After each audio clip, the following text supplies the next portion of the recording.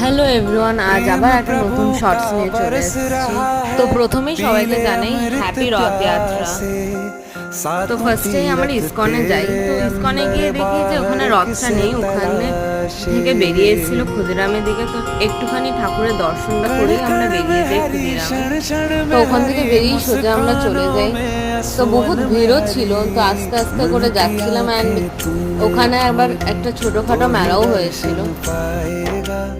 पता नहीं किस रूप में आकर नारायण मिल जाएगा। এত খোঁজার পরে আমরা রথটা দেখতে পাই ইসকনের। তো বোন বায়না করার জন্য আমি আর বোন একটু ব্রেকিং ডান্সে উঠেছিলাম। দেন চলে আসি ডিনার করতে।